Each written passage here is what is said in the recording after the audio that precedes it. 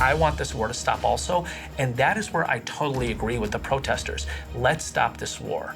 Things that are extraneous to that, things that are about insulting other people's identities, like we need to dismantle the university police force, that's a distraction.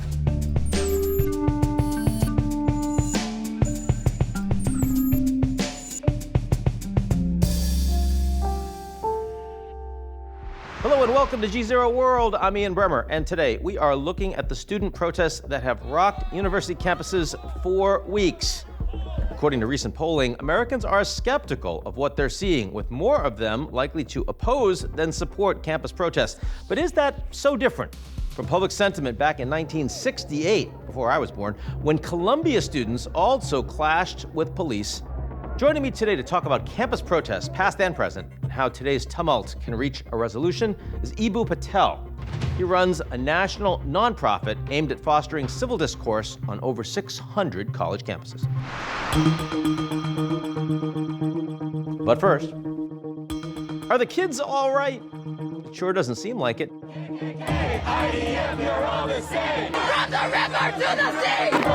On college campuses across the country, from my own Columbia to Texas to UCLA, students have pitched tent encampments. They've occupied buildings. They've clashed with local police while protesting Israel's military campaign in Gaza. More specifically, they're demanding change from their own institutions. The calls to campus leadership have run the gamut, but the central cry is divestment from Israel.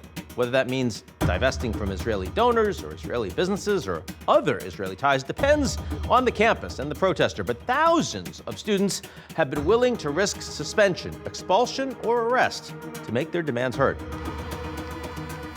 College protests have long reflected the conscience of America, years before the rest of us old folks got with the picture. In fact, the last time we saw such fervor on campus quads was during Columbia's 1968 protests, when students first took over Hamilton Hall to protest U.S. involvement in Vietnam and plans to build a segregated gym near campus. Then, too, a central demand was divestment, though at that time it was from the U.S. defense industry or anything tied to Vietnam. So in that sense, the kids today, they're just following in the footsteps of their boomer parents or grandparents, if they were fast about it. But have the protests been effective? In some ways, yes. Students at Brown and Northwestern, for example, have managed to work out deals with their administrators, and a few other schools are heading in that direction. Campus demonstrations are spreading around the world as the global youth make their discontent with the Gaza war clear. But not everyone on campus is okay with these protests. A lot are unhappy about another canceled commencement day. That's 4 years after COVID stole the class of 2020's high school graduation. And while some Jewish students have joined the protests, many others have felt ostracized and threatened by them. And then there is the bigger question. Can these students actually change U.S. policy towards Israel? President Biden gave his answer to that question at the very end of a recent White House press conference. Mr. President, have the protests forced you to reconsider any of the policies with regard to the region? No. Biden's response, while blunt, was hardly surprising, nor was the roughly $15 billion in U.S. military funding for Israel that Congress recently passed, part of a larger foreign aid package. Campus protests were never going to stop that funding from going through. On the other hand, the oldest president in American history needs that Gen Z vote to win re-election in November. And if these student protests continue into the summer and the fall, they could spell Biden's political downfall. In that sense, students have a lot of leverage, and they know it. Joining me now to talk about the protests sweeping America's universities is Eboo Patel. His nonprofit, Interfaith America, has been working with hundreds of college campuses to foster healthier discussion and debate. In other words, he's got his work cut out for him. Eboo Patel, welcome to GZERO World. Hi, Ian. Thanks for having me. So, Eboo, you run this organization called Interfaith America, and it's had a big impact on college campuses across the country. Tell us a little bit, just for an audience that might not know it, what your role is and what your role has been in this crisis. We are the largest organization in the United States that works with diversity issues, including religious diversity. We work across diversity categories, but religious diversity is something that we include proactively rather than ignore.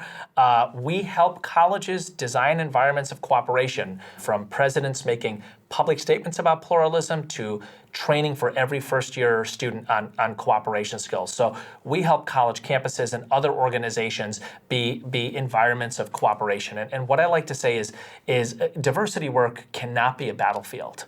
Right? That's part of the problem right now is people think of diversity work as a battlefield. Here's how I think we need to approach diversity. Number one, diversity is a treasure.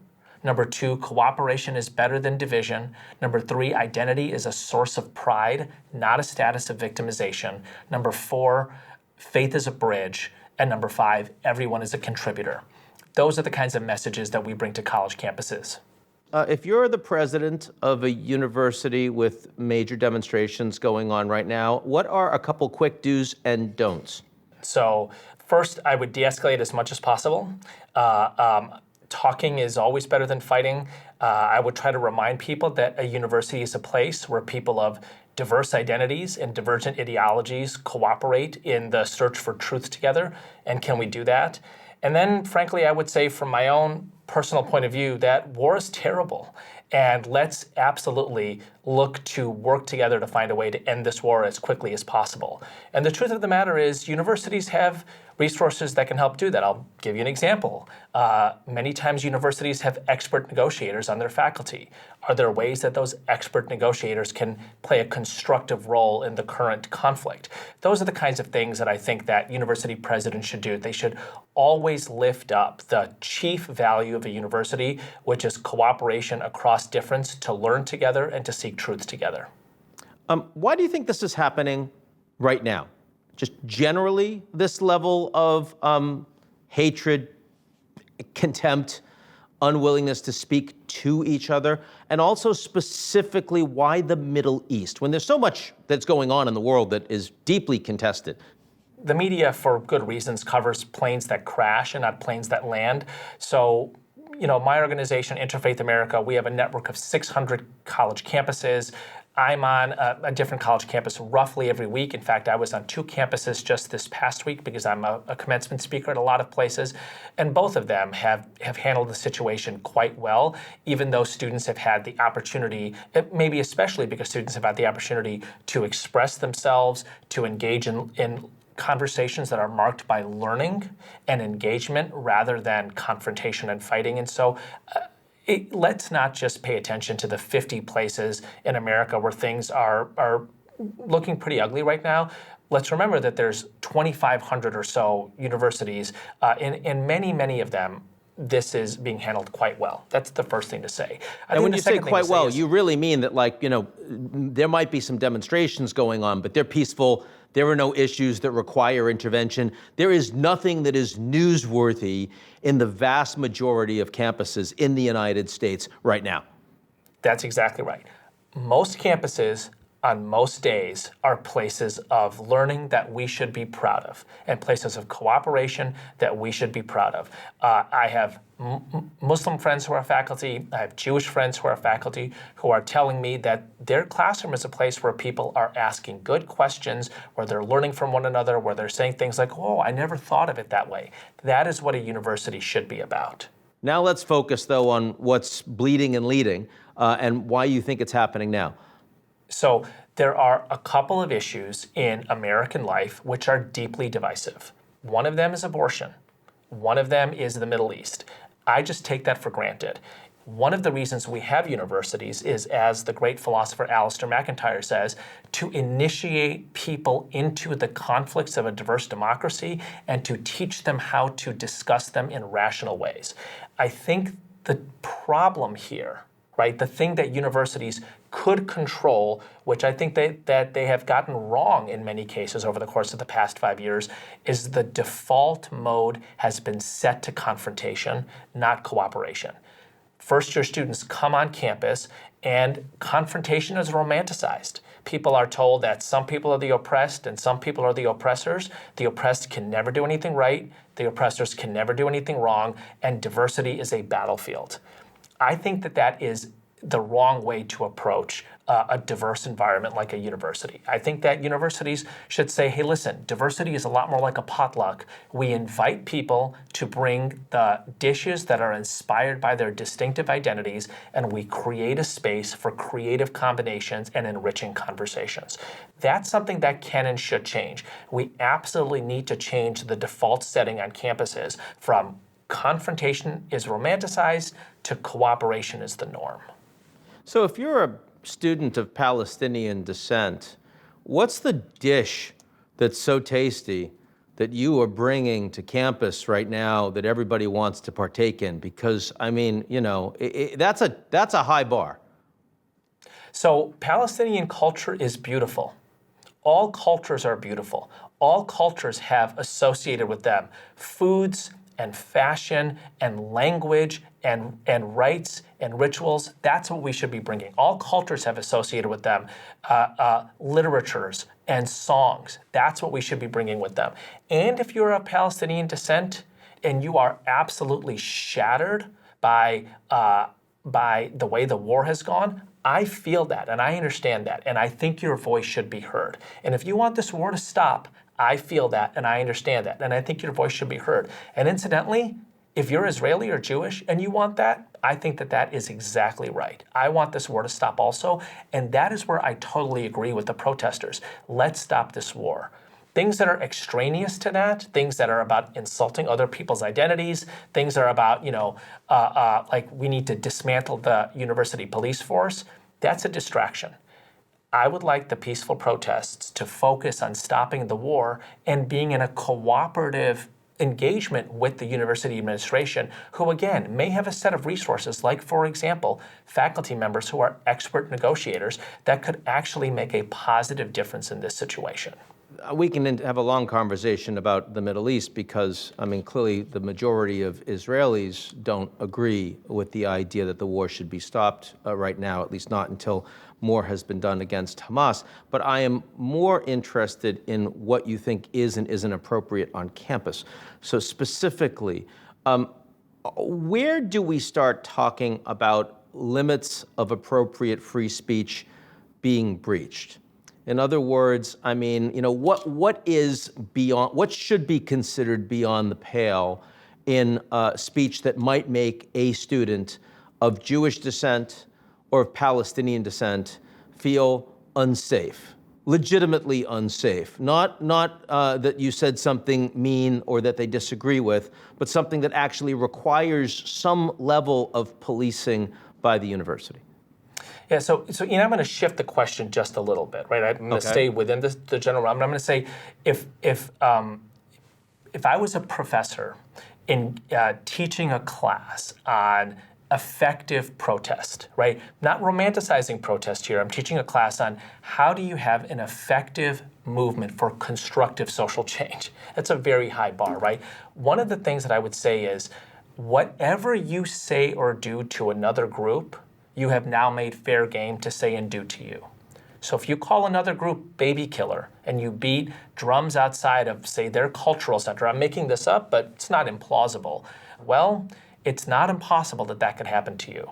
If you burn a flag that another group cherishes, it is not impossible that somebody else may burn a flag or an item that you cherish, right?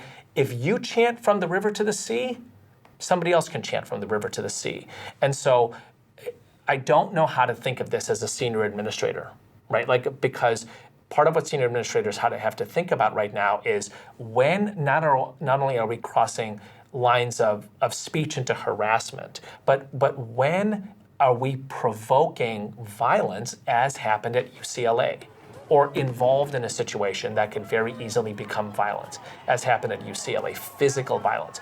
But I would say, as a professor in the intellectual space, I think a really important consideration is, as soon as you start to engage in something, you move that action or slogan into a territory called fair game, and now somebody else can do it. And so one of the things that I think is important, just as kind of somebody who seeks to set norms, is if there are a set of things that you don't want to be called, and you want a norm of other people respecting your preferred names or pronouns or whatever, I don't think it's unreasonable to ask other people how they want to be engaged with. Right? I think that is a norm of civil discourse. And absolutely a campus has to be a place of civil discourse, because one of the things that makes universities such a treasure of American civilization is precisely because they gather people from an impossibly wide range of identities and an impossibly diverse spectrum of ideologies into the same place. And we literally say, people who pray like you, people of different ethnicities like you, they're at each other's throats on the other side of the world. But here in this magic space of a university, we are lab partners. We are roommates. I think that is so special. And in order for us to strengthen that, we need to shift the default setting from confrontation is romanticized to cooperation is the norm, and we build up the muscles and skills to do that. It's a skill set. It's not easy to cooperate. So my pushback is coming from a place of hope here, but I also see, there are a lot of people on campuses that think of what Israel is doing on the ground in Gaza right now as genocide. That is obviously not a characterization that is agreed with by the majority of the Israeli people. There are a lot of people among the Israeli population, Jewish populations, that see Hamas and anyone that supports Hamas as a terrorist. What do you do with that in today's college environment? I mean, actually, I think that is a stunningly rich learning experience. And so I would love to see students who are within kind of 2 or 3 inches of each other politically. And by the way, I think most people are, right? Most people are somewhere between center-left-ish and center-right-ish. And what would it be like if 500 campuses in America, instead of having dueling protests in which the language people are calling each other is becoming increasingly insulting and provocative, if they said, we're going to have a teach-in on what a ceasefire agreement could look like. A bunch of 20-year-olds got together at 500 campuses and they said, we're going to figure out what a ceasefire looks like. And we're gonna put it in one-page documents, and we're gonna send it to Washington, D.C. And we're gonna say, if we can figure this out, you can figure this out. We have elections coming up in November. Do you think that students and youth more broadly are going to be more engaged in these elections as a consequence of all of this, or not?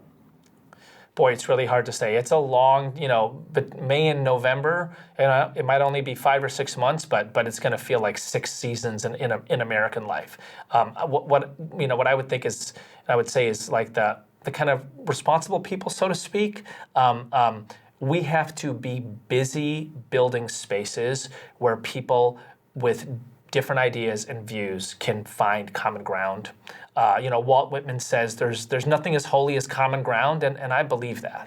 Look, the only way to have a diverse democracy is for people to be able to disagree on some fundamental things and work together on other fundamental things. And I will tell you what the nightmare situation is in American life, is if firefighters walking into the fire station look at each other and they say, hey, you're wearing a Trump hat, and somebody else says, well, you're wearing a Biden hat, and they say, we can't fight fires together. And by the way, that happens in other countries. Right? Let's not forget that most societies over most of civilization have been societies where people of different ethnicities, religions, or races either do not live together because they live in homogenous communities, or they are at each other's throats.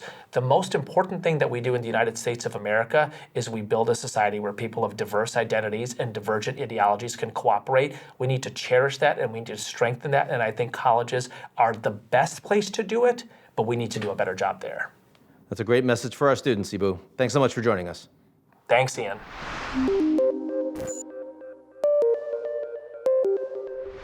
That's our show this week. Come back next week. And if you like what you've seen, or even if you don't, but you feel like demonstrating and taking over your own campus, we can help you if you check out our daily newsletter, appropriately titled GZERO Daily.